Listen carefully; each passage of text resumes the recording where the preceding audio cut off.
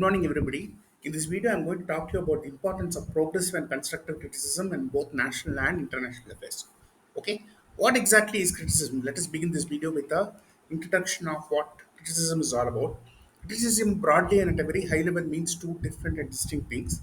First thing, it can be the expression of disapproval or of someone on the basis of their perceived faults and mistake, but it needs to be done, graduated and measured fashion, okay, in a non-uncontrolled fashion. Okay, it may also refer to the analysis and judgment of the merits and faults of a literary or artistic work. Okay, this is also relevant from the point of view of our approach, but may not be as much so. Okay, what are the different types of criticism? There are many different types of classes, categories of criticism.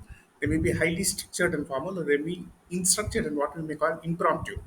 Okay, it can refer to impromptu and off-the-cuff comments to a detailed, structured, and a highly detailed written response. Okay, criticism may also fall into several different types. Okay, these are not necessarily compartmentalized and categorized into buckets. They may overlap. They could be theoretical, practical, okay, actual practical criticism with a view to achieve something, impressionistic with a view to make a particular impression. It can be effective, okay, AFFECT, prescriptive, it can prescribe something, or descriptive, it can describe something. Okay, for example, we have literary criticism. Literary criticism is a genre of arts criticism. Literary criticism or literary studies is the study, evaluation, and interpretation of literature from a cultural perspective or a non-cultural perspective or a political perspective. We also likewise have art criticism. Art criticism is the discussion or evaluation of visual art. Art critics usually criticize aesthetic aspects of a particular piece of work. Okay, they make an erudite and a scholarly assessment. It may not be necessarily practical. It may be highly subjective also. Okay, and we also have criticism of religion. Criticism of religion involves criticism of the validity of religion itself, the concept of religion itself, of certain ideas falling within the umbrella or within the framework of religion. Historical records of criticism of religion go back to around 2,500 years or so or more. And in Greece, and especially, we had concepts which were opposed to the very idea of a structured religion, even though ancient Greece was highly polytheistic. This was before Christ, remember. We had Diagoras, the atheist of Milos, who what do you say? He launched an offensive against religion and questioned its utility, or some of them even thought it to be outright dangerous. In present day, these include the anti-theists. Okay, anti-theism is different from atheism. In ancient Rome, similarly, we had an early known example of Lucretius de Rerum Natura, and this is also included a uh, criticism of religion. We also have criticism of science. Okay, we have concepts such as belief. Some people believe that too much scientism and too much of a belief in science is extremely dangerous. Okay, uh, similarly, people also make make question claims about scientific method itself, about its veracity and efficacy. And criticisms may come from philosophy and from several other movements within science itself, or from non-scientists. Some people would like to argue that science itself cannot explain everything, and to some extent, religion, philosophy, theosophy, and other things are required. Again, this is open to interpretation and scrutiny because it is highly subjective. Okay. Similarly, we have a new field of study called meta science. It's an emerging field rapidly, and it seeks to increase the quality and efficacy of scientific research by improving the scientific process itself. Okay, meta science means science about science. That is what meta science is. Just like we say metadata is data about data. I've written about meta science previously in previous papers. Meta science is a study of science using scientific method to improve quality and efficacy of scientific research. It's a growing movement that involves academics, governments, and other institutions. It has not reached its full potential, mainstream, become mainstream, but I believe it will do so in the near future. Let us now also try to differentiate between critique and criticism. In French and Italian, both are same. In English language, the philosopher Gianni Vattimo suggests that criticism is more frequently used to denote literary criticism or art criticism. On the other hand, critique refers to more general writing such as Kant's Critique of Pure Reason. Okay, critique is usually never personalized or ad hominem. It is more scientific and structured in its approach. It's more formal. It's more logical and self-contained in its approach. Critique is also presented in such a way that it encourages rebuttal or expression of ideas. Okay, it is usually not ad hominem and it is done with a purpose, good solid purpose or intention. Okay, these are distinctions are always subtle and ambiguous also to some extent and some degree. Now let us try to describe what constructive criticisms. Constructive criticism may be defined as a type of feedback that provides specific and actionable device to help someone improve. Okay. It is also a balanced critique that acknowledges both the positive and negative aspects of someone's work, both. And it is focused on helping them make honest changes. It is purposeful and it is positive and it is beneficial to society. There are several characteristics of constructive criticism. First thing, it is specific. It focuses on specifics and it lists out the steps and action plans that need to be taken. Okay, it's encouraging. It's offered in a friendly tone, and it has good intent. It is balanced and it includes both positive and negative feedback. It is never done to harm the individual or the person who has performed a particular action. It is actionable. It helps provides insights, suggestions, advice in a manner that the recipient of such advice grows and develops. Okay, it focuses on action points. Okay, there's always a focus on action, performance, behavior, or character, and not their character or personality. Okay, character or personality may not be relevant for this purpose. Contextual. It is done within a particular context. It is respectful. There is also a follow-up action, and it is done using a constructive tone. Okay, it is never done arrogantly and haughtily. Okay, it is also done with a focus and emphasis on goals, what a person needs to be done. It is also growth oriented. Person needs to take specific actions to grow. Okay, there is also one thing here that I would like to talk about. It is a sandwich method. Sandwich method is also known as a hamburger method. Okay, in order to do this, what you do is you try to make the recipient of the advice make it feel at ease. So you start with a positive tone and then you may intersperse it with some negative comments, but however you end again with a on a positive note. Okay, and include negative feedback if any only in the middle. The goal is of course to make the recipient feel more receptive and leave the conversation with a good impression and with good taste. Okay, you start with praise, you are constructive, you use examples. Okay, you make sure that the other person does not feel uneasy or he does not feel he's being victimized, okay, or attacked personally at a personal level. And we also use the we language strategy as opposed to I. Okay, you create a spirit of bonhomie and camaraderie. You focus only on the action or behavior, not on the person, and you include specific positive phrase wherever necessary to make it feel at ease and make sure that it treats you as your friend or ally. Keep an appreciative tone. Use words like we and our, not I and you. Okay, and evidence-based criticism must always be followed. Okay, evidence-based criticism, it must be pertinent and pertinent to the issue. You must always provide data and evidence, backup data and evidence, and you must be prepared to provide further clarifications as and when necessary. The word evidence comes from the Latin word evident, which means obvious. Evidence is anything that can be used to prove whether something is true or not. It also holds up to rigorous scrutiny and is actionable in a court of law.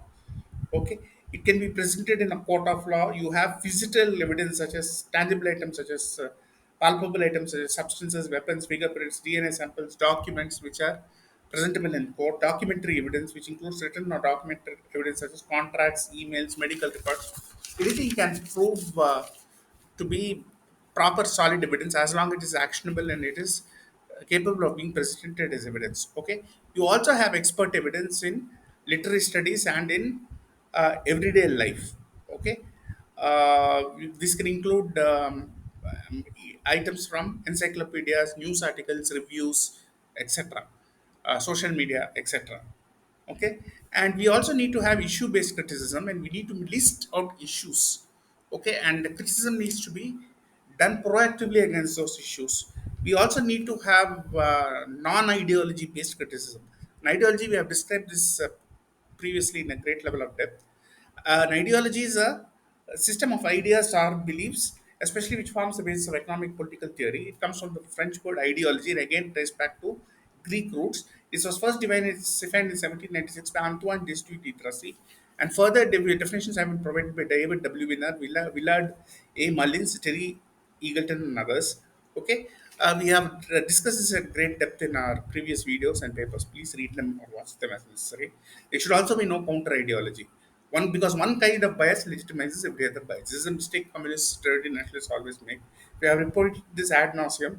This is the social science equivalent of action and reaction as used in physics. Okay. Examples of non-constructive criticism are as follows: people making fun of Indian accomplishment, making fun of Indian space programs. Indians themselves do that. Not offering any meaningful suggestion to make India better or the world better. Not making use of new or progressive technology, making fun of progressive ideas such as the environmental movement. Criticizing the government was fashionable during the Nehruvian era. Okay, things have changed since then. We have had very good governments. In post liberalized India, people too public too must contribute to nation building. Gone are the days of armchair criticism. And if you want to criticize, it must be done in a structured and a non-ad hoc fashion. A methodology must be followed. A methodology system of methods used in a particular area or activity or study. A particular process and procedure must be followed. A process of procedures is a series of actions or steps taken in order to achieve a particular goal or reach a particular endeavor. A proper epistemology must be followed. Epistemology is a branch of philosophy that examines the nature, origin, and limits of knowledge. It is also called theory of knowledge. Okay, this has not been taught in schools yet, unfortunately, very widely. It explores different types of knowledge, such as propositional knowledge, practical knowledge, knowledge by acquaintance, etc. And epistemology also study the concept of belief, truth, and justification to understand the nature of knowledge. Okay, we have had many types of critics in the past. Okay, in those days, criticizing was a fashion, but this must change with the passage of time. Okay, we have had critics like Jacques Bassoon, Walter Benjamin, Whitwell Elvin, who was a literary and social critic, Bell Hooks, Susan Sontag, uh, Camille, Paglia. We cannot again make a comprehensive list of omnibus list of ideologies and critics. There are many. I refer you to request you to refer the internet for this. There are many different types of ideologies. This may be political ideologies, social ideologies, cultural ideologies, religious ideologies, scientific ideologies, economic ideologies, etc. There are many different types of ideologies. Refer the list of ideologies is very large. We have Eurocentrism, Indocentrism, Xenocentrism, Afrocentrism, racism, Hindutva, Dravidian nationalism, Marxism, communism, anarchism. Okay, therefore we should not have ideology based criticism. Okay, ideology based criticism that has many problems. It is biased and misleading. It does not serve its purpose fully or partly. It is inherently flawed. It is recursive and inward looking. It does not make the world a better place to live in. It resorts to ad hominem attack directly or indirectly. Okay, we also need an objective criticism of individuals. I've spoken about this in my previous video. For example, we have discussed the plus and minus points and achievements and failures of Mahatma Gandhi, Nehru, Ambedkar, Veer Savarkar. All of them were humans. All of them had their own flaws and internal inherent contradictions. You also need to have a balanced criticism of individuals by listing pluses and minuses. Hagiography must be avoided. Hagiography is a biography that teaches subjects with undue references. Hagiographers may push their own agenda. Examples of hagiography include John Boswell's biography of Samuel Johnson, Pope Gregory I, the Great Dialogues, a collection of stories about Saint Benedict and other 6th century Latin monks. Jacobus de Bonae, Legenda Aurea, Golden Legend, the 13th century hagiographic collections. Okay, autohagiography is also extremely dangerous. Autohagiography is a hagiography about oneself. Examples being the book of Margery Kemp, an extreme form of autohagiography, where the subject dictates his or her own life using a hagiographic form and glorifies himself needlessly, herself needlessly or endlessly. Okay, we also do not need ideologically driven or ideologically drenched soaked hatred. Books that are critical of Gandhi have included Gandhi Behind the Mask of Unity. This is a book by United States Army Reserve Officer G.B. Singh. Another book was The Dark Side of Gandhi by Haripada Rao Chaudhary. We need more balanced books on Gandhi, such as The Life of Mahatma Gandhi, book by the American researcher Louis Fisher. Okay, this will avoid naturally ad hominem attacks. Ad hominem attack is a type of arguments that attacks the person making an argument instead of their argumental position itself. Ar- Ad hominem attacks are also known as personal attack fallacies or name calling. They can be used to discredit an opponent or to avoid the actual topic of discussion. They take the focus away from what needs to be discussed. This is very important. That means that people who are making such attacks themselves have an agenda to push, or they want to conceal or disguise themselves or their intentions. Okay, and dogma also must be avoided. Dogma is a principle or set of principles laid down by authority as being unfalsifiably and incontrovertible. controvertibly true. Okay, this would also include rigid, inflexible thinking, which must be eschewed and avoided at all costs. Pessimism is also very bad. Pessimism is a tendency to see the worst aspect of things, a belief that the worst will happen, a belief that the world is as bad as it could be. Pessimists also see the negative side of everybody or everything, or of a government or some aspect or some entity. They also believe that evil will ultimately prevail or good and everything is inherently evil. This is some side pessimistic. This seems to be a carry forward from the Nehruvian era, where I mean, India was not as well off as it is presently or currently. This could be because of the system, economic system, or economic ideology that was then in place, namely variants or derivatives of Fabian socialism. Please Google search this. Fabian socialism is a type of socialism which was favored by many intellectuals in the early part of the 20th century. It was drawn, carried forward from concepts and ideologies birthed or gestated in England. Cynicism is also wrong. Cynicism is a general attitude of distrust and disbelief in the sincerity of goodness, peoples, and actions. Model. You want to say all prime ministers or presidents are evil. That may not be the case. It can also refer to the belief that people are primarily motivated by self-interest. This may not necessarily be true. There are a large number of people who are altruistic and magnanimous. I have seen such people. The term cynic, of course, comes from the ancient Greek word or dog-leg, which refers to the cynic belief that people are more similar to dogs or other kinds of animals, canines or felines or say big cats, which have a negative tendency, tendency to perpetuate or manifest evil. This is not necessarily true because humans, I believe, are inherently good. Okay, we have had large number of cynics such as Antisthenes of the 5th century BC, Diogenes of Sinope of the 4th century BC, Onesicritus of the 4th century BC, Philiscus of Aegina of the 4th century BC, Hegesias of of the 4th century BC, Monimus of Syracuse, etc. We must also eschew rigidity and intransigence of thought. Okay, we must be skeptical, but only the right amount of skepticism, healthy doses of skepticism are good. Skepticism may be defined as a questioning attitude or doubt towards knowledge claims, often because available if evidence is insufficient to support them. Skepticism is one of the foundational pillars, one of the foundational philosophies of science, and logical rational inquiry must be pursued to a reasonable degree. Yes, it is healthy. Some amount of skepticism is actually necessary. For example, if you seek out government claims about a policy, you must make sure that all your doubts are tested. Suppose a person says he is a supernatural or divine. So again, you must have a healthy dose of skepticism. Okay, there are many different people and schools of thought associated with skepticism. There, Pyrrhon of Ellis, who's believed to be the father of skepticism. You have Sextus Empiricus, who was an ancient skeptic whose philosophy is based on skepticism. Galileo Galilei was again a famous skeptical thinker who challenged many beliefs about the way we view the world. We also have academic skepticism. This is a school of skeptical philosophy in Hellenistic philosophy, etc. Okay, this evolved in ancient Greece between the 4th century BC and the 1st century BC. We also have radical philosophical skepticism, which denies that knowledge or rational belief is possible. This is an extreme position bordering on what we may call skeptopathy. More of that later. Pyrrhonian skepticism. It's a form of skepticism that involves suspending or withholding belief about the possibility of justified moral belief. Dogmatic moral skepticism. Okay, it involves the belief that um, it, that makes definite claims about the epistemic status of moral beliefs impossible. Okay, and at the other end of the skepticism, we also have skeptopathy, which is known as pathological skepticism. It's an irrational belief that a phenomenon is must be false because this is unusual, unprovable, or non-controversial. Okay, you have extreme forms. I have written about this previously in a paper. It's called skepticism, skeptopathy continuum. Please read this. There is definitely definite hallmarks or benchmarks based on which we will try to find out to what extent skepticism is healthy or unhealthy. Skeptopathy, to what extent it is needed or unhealthy. I have written about this. This would be largely based on the scientific output itself or the ability to combat pseudoscience. Okay, it's almost extreme versions could border on like saying anything which I don't know is nonsense. Anything which I don't understand is nonsense. Okay, skepticism therefore is positive and beneficial. Skeptopathy is negative and harmful.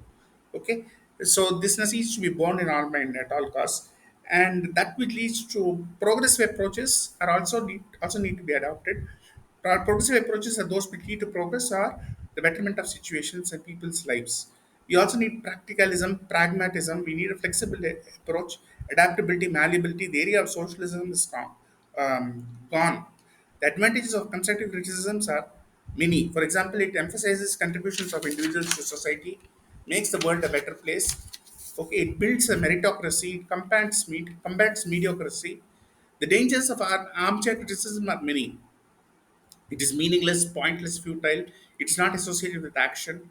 We have had champagne and caviar Marxists, library Marxists, armchair anthropologists, veranda armchair anthropologists, anthropologists as handmaidens of colonialists. Okay, smart people see good in others. Smart people learn from others. Weak need stoop to any level to criticize. Constructive criticism is a hallmark of an emotionally mature person. Citizens are also stakeholders to nation building. What's the use of criticizing people if you're not contributing anything to society? You must all contribute to making a world a better place, better room to live in. Citizens must contribute with ideas. Citizens must rack their brains, so to speak. Old-fashioned ideas on criticizing the government needlessly must go. For example, I have seen Bhutan. Bhutan is a different place from India because it's not a noisy democracy. It was when I was there a quarter of a century ago. It was a kingdom. Okay, now things have changed. Okay, for example, Mahatma Gandhi did not provide constructive criticism to his children. He told his children what not to do most of the time rather than to tell them what to do. He never empowered his children. He never gave them a formal education. He never gave them a chance to succeed. Was sanctimonious and pontificated excessively to his children. Sarilal Gandhi went berserk and astray due to the lack of di- proper direction and proper guidance. Became an alcoholic and died unfortunately and miserably as a destitute. This is sadly not. When you see the Hindi movie, you will know. Okay, Harinal even went on saying, went on looking for a father and found Mahatma Gandhi instead. Okay, so I end this video by saying I look forward to the next generation of individuals who think differently and act differently so as to make the world a better place. Thank you very much once again. Bye.